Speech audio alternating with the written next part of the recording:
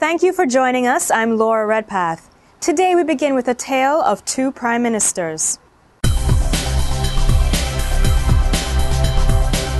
He may have claimed to have no quarrel with the prime minister, but former Prime Minister P.J. Patterson has some stinging criticism for Jamaica's current leader. Patterson says that statements he made during his tenure as prime minister were distorted by current Prime Minister Andrew Holness.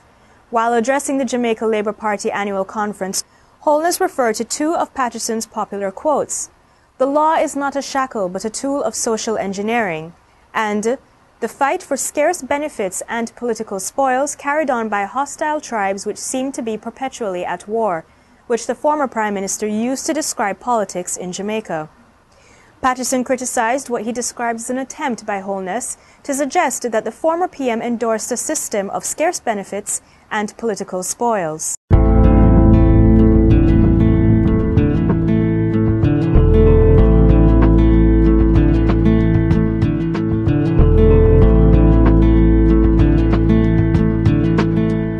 Mike Henry resigned as Minister of Transport and Works this week, and Shahini Robinson is set to replace him. The Northeast St. Anne MP will relinquish the post of Minister without portfolio with responsibility for local government in the Ministry of Housing, Environment, Water and Local Government. Meanwhile, Henry explained in a media release that as line minister, he takes responsibility for the issues which have come to light thanks to the Auditor General's special report on the Jamaica Development Infrastructure Programme.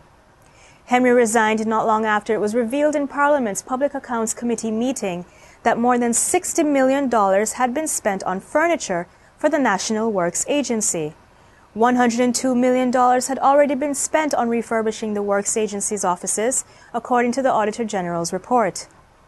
Meanwhile, Patrick Wong has also been forced to resign as CEO of the National Works Agency, and Permanent Secretary Dr. Alwyn Hales has taken vacation leave to facilitate investigations into the Jamaica Development Infrastructure Programme.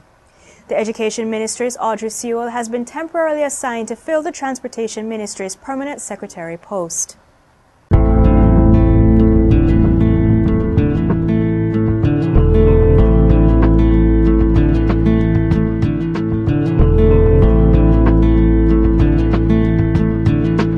And in other news, a 44-year-old vicar in Britain has claimed to be the victim of a hate campaign by parishioners in the Church of England, and he plans to sue God, the Telegraph has reported. According to English law, Church of England clergy are employed by God and not eligible to bring action for unfair dismissal. And that's why Reverend Mark Sharp is now asking to sue for constructive dismissal. Sharp is being supported by the Faith Workers section of the Unite Union.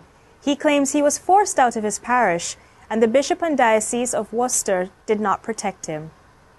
In multimedia this week, people within Jamaica's justice sector told the Gleaner what they expect from the next government when elected. Your voice, your vote. Some of the issues to do with corruption are still a priority for us, setting up the Special Prosecutor's Office and also strengthening of the Contractor General's role. Justice takes so long to be applied in this country that it becomes an injustice. To watch more of this video, log on to our website. You have been engaging each other in online discussions on our website as well as on Facebook and Twitter. You've been leaving your comments which we've edited, and we'd like to highlight a few of them. In response to Pastor wants to sue God, Yemi said a man once tried that and the judge said, "Sure, you can sue God as long as you give me his address so that the officer can serve him his papers to come to court." In response to Mike Hits the Road, Machowan wrote that Henry did the honorable thing, that he failed as Minister of Transport and Works, and he also expressed hope that the Auditor General and others will continue to probe for irregularities in other government agencies. In response to Patterson tells Holness to watch his mouth, Cargill Kelly expressed respect for Prime Minister Holness's energy, excitement, enthusiasm and confidence, but noted that the Prime Minister talks a little bit too much. He must realize, Cargill Kelly said, that he is now a Prime Minister and every word he uses will be analysed by local and foreign elected officials. Therefore, Holness should hire a speechwriter to help him analyse the impact of his words. In response to our Facebook poll question, Are you satisfied with the Prime Minister's response for homeschooling his children? 41% of you said yes, 51% of you said no, and 8% of you remain undecided. Continue logging on to the Gleaner and tuning in to Power 106 FM for news updates. And while you're at it, check out our election content in our videos section. And don't forget to follow us on Twitter and become a fan on Facebook by liking our page.